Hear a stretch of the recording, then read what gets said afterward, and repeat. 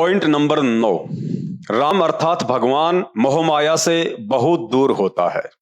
उसे किसी का भी मोह व्याप्त नहीं होता। भगवान की भक्ति से तो दुनिया मोह माया का त्याग करके मोक्ष प्राप्त करती है। लेकिन शास्त्र प्रमाण देते हैं कि दशरथ पुत्र श्री रामचंद्र जी स्वयं भयंकर रूप से मोह ममता में जकड़े हुए थे। सीता जी के अपहरण के बाद उनके वियोग में व्याकुल होकर रो रोकर उनका बुरा हाल हो गया था। बच्चों की भांति रोते हुए जंगल में पेड़ों से लिपटकर सीता का पता पूछ रहे थे। गीता प्रेस गोरखपुर से प्रकाशित उसी श्रीमद् देवी भागवत पुराण के 3 स्कंद में पेज नंबर 218 पर स्पष्ट लिखा हुआ है कि श्री रामचंद्र जी विलाप करते हुए अपने छोटे भाई लक्ष्मण से कह रहे हैं कि हे लक्ष्मण, जानकी के बिना मेरी मृत्यु निश्चित है। जबकि लक्ष्मण उन्हें समझाते हुए कह रहे हैं कि भैया धैर्य धारण करो। जो व्यक्ति आपत्ति और संपत्ति में धैर्य धारण करके एक समान रहते हैं वे ही बुद्धिमान होते हैं। अब आप समझ गए होंगे कि श्री रामचंद्र जी लक्ष्मण जी के इस कथन अनुसार बुद्धिमान पुरुष थे या नहीं। श्री रामचंद्र जी की पत्नी का तो मात्र अपहरण ही हुआ था, जिसे वापस भी लाया जा सकता था। जबकि अपनी पत्नी के मर जाने पर आज समाज में एक सामान्य व्यक्ति भी धैर्य धारण कर लेता है और परिवार के अन्य व्यक्तियों को भी ये कहकर हिम्मत देता है कि परमात्मा की मर्जी के आगे किसकी चलती है। जबकि श्री रामचंद्र जी का पत्नी वियोग में बच्चों की तरह विलाप करना उन्हें कदापि परमात्मा सिद्ध नहीं करता। इसलिए दशरथ पुत्र श्री रामचंद्र जी एक राजा के पुत्र हो सकते हैं, एक महापुरुष हो सकते हैं, श्री विष्णु जी के अवतार हो सकते हैं, लेकिन उन्हें परमात्मा की संज्ञा देना किसी भी तरह से सिद्ध नहीं होता है, ना ही शास्त्रों से और ना ही उनकी जीवन लीला से। Point number 10। राम अर्थात भगवान के पास तो दिव्य दृष्टि होती है। वे समय से पहले और समय के आगे भी देख सकते हैं, क्योंकि भगवान को अकाल मूर्त भी कहा जाता है, अर्थात जो काल यानी समय के अधीन ना हो। लेकिन श्री रामचंद्र जी अपनी दिव्य दृष्टि से इतना भी नहीं देख पाए कि सीता का अपहरण करके कौन ले गया है और किस दिशा में लेकर गया है। यदि वे परमात्मा होते और उनके पास दिव्य दृष्टि होती तो चारों दिशाओं में सीता की खोज करने के लिए हनुमान, सुग्रीव, अंगद सहित वानर सेना को भेजने की जरूरत नहीं पड़ती। वहीं से बैठे बैठे ध्यान लगाकर देख लेते कि सीता किस जगह पर है और उसे कौन ले गया है। अतः इस आधार से भी श्री रामचंद्र जी को भगवान कहना उचित नहीं है।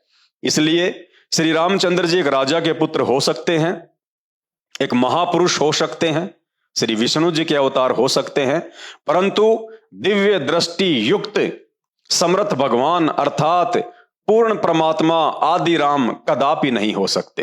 Point number 11। राम अर्थात समर्थ भगवान 5 विकार काम, क्रोध, लोभ, लालच और मोह से दूर होता है। लेकिन श्री रामचंद्र जी ने सुग्रीव के साथ मात्र अपनी इस स्वार्थ पूर्ति के लिए बाली को मारकर उसे किष्किंधा का राजा बनाया, ताकि सुग्रीव राजा बनते ही अपनी समुचित वानर सेना की मदद सीता को लंका से वापस लाने में लगा देगा। अतः इस आधार से भी दशरथ पुत्र श्री रामचंद्र जी को समर्थ भगवान नहीं कहा जा सकता है, क्योंकि समर्थ भगवान तो सृष्टि में लोगों की हर प्रकार से मदद करता है, मदद मांगता नहीं है। और जिसे मदद की जरूरत पड़ जाए उसे भगवान कहना सरासर शास्त्रों के विरुद्ध है। इसलिए श्री रामचंद्र जी एक राजा के पुत्र हो सकते हैं, एक महापुरुष हो सकते हैं, श्री विष्णु जी के अवतार हो सकते हैं, परंतु अखिल ब्रह्मांडों के रचने वाले समर्थ राम नहीं हो सकते। Point number 12। राम अर्थात समर्थ भगवान तो निडर, निर्भय और सर्वशक्तिमान होता है, परंतु श्री रामचंद्र जी ने इस डर से एक पेड़ की ओट लेकर कायर पुरुषों की भांति सुग्रीव के भाई बाली का तीर से वध किया, ताकि ब्रह्मा जी के वरदान अनुसार यदि बाली से आमने सामने होकर कोई व्यक्ति युद्ध करेगा तो सामने वाले की आदि शक्ति बाली के अंदर चली जाती थी और वह व्यक्ति बाली से पराजित हो जाता था। दशरथ पुत्र श्री रामचंद्र जी को यह बात सुग्रीव ने पहले ही बता दी थी, इसलिए श्री रामचंद्र जी ने आमने सामने युद्ध में पराजित होने के डर से छल का सहारा लिया। अतः इस आधार से भी श्री रामचंद्र जी को भगवान नहीं कहा जा सकता।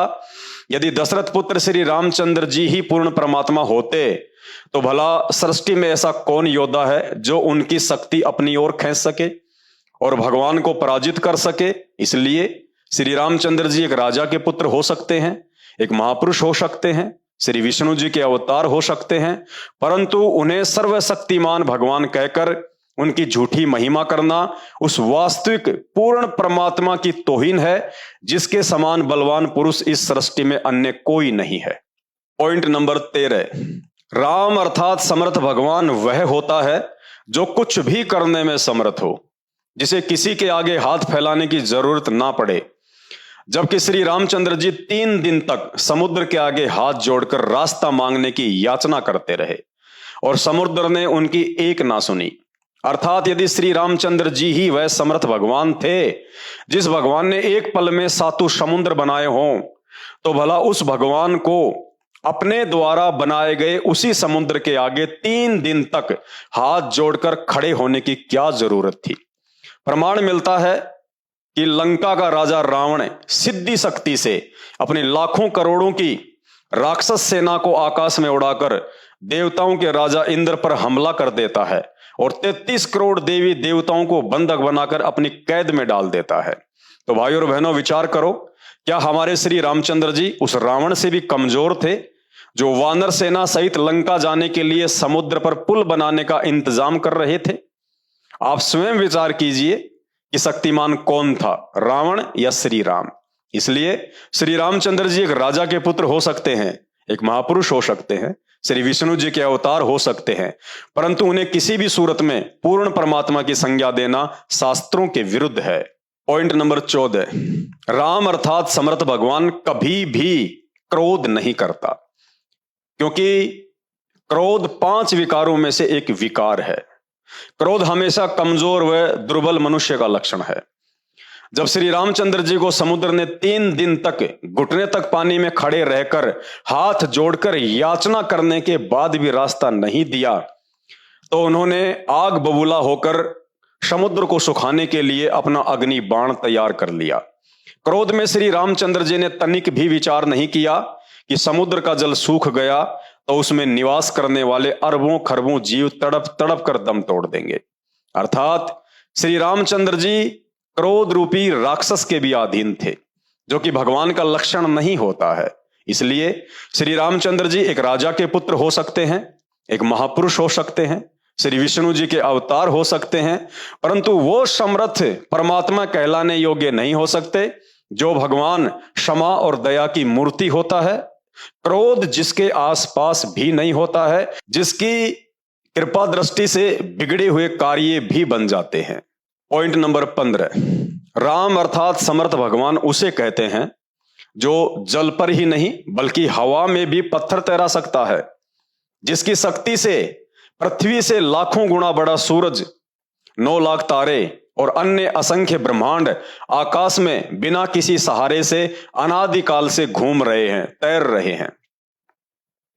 यदि अनादिकाल से इन समस्त ब्रह्मांडों को चलाने वाले भगवान दशरथ पुत्र श्री रामचंद्र जी ही थे, तो भला ऐसे भगवान के लिए पत्थर के टुकड़ों को समुद्र के जल पर तैराना कौन सी बड़ी बात थी। लेकिन दशरथ पुत्र श्री रामचंद्र जी इतना भी नहीं कर पाए। गीता प्रेस गोरखपुर से प्रकाशित श्री हनुमान लिंक में इसका सबूत मिलता है कि समुद्र पर पुल बनाने के लिए पत्थरों को हल्का करने की शक्ति भी श्री रामचंद्र जी को एक ऋषि के आशीर्वाद से प्राप्त हो पाई थी। वह ऋषि कौन था, इसका प्रमाण आपको परम पूज्य सतगुरु रामपाल जी महाराज जी के सत्संग सुनने से ही पता चलेगा। अतः समर्थता के आधार से भी श्री रामचंद्र जी को भगवान नहीं कहा जा सकता। इसलिए श्री रामचंद्र जी एक राजा के पुत्र हो सकते हैं, एक महापुरुष हो सकते हैं, श्री विष्णु जी के अवतार हो सकते हैं, परंतु उन्हें असंख्य ब्रह्मांडों के स्वामी की संज्ञा नहीं दी जा सकती। पॉइंट नंबर 16, राम अर्थात समर्थ भगवान वह होता है जिसके पास अपार शक्ति होती है। शास्त्र प्रमाण देते हैं कि रावण अकेला अपने मामा मारीच के साथ समुद्र को पार करके श्री राम व लक्ष्मण को माया में उलझाकर सीता का अपहरण करके लंका ले जाता है। लेकिन दुनिया चलाने वाले दशरथ पुत्र श्री रामचंद्र जी अपने भाई लक्ष्मण के साथ समुद्र को पार करके रावण को मूर्ख बनाकर सीता को वापस भारत लाने में सक्षम नहीं थे। इस कार्य के लिए भी उन्हें करोड़ों की संख्या में वानर सेना, योद्धाओं और देवी देवताओं की सहायता की जरूरत पड़ी। इसलिए श्री रामचंद्र जी एक राजा के पुत्र हो सकते हैं, एक महापुरुष हो सकते हैं, श्री विष्णु जी के अवतार हो सकते हैं, परंतु उन्हें किसी भी आधार से सृष्टि बनाने और चलाने वाला समर्थ भगवान नहीं कहा जा सकता है।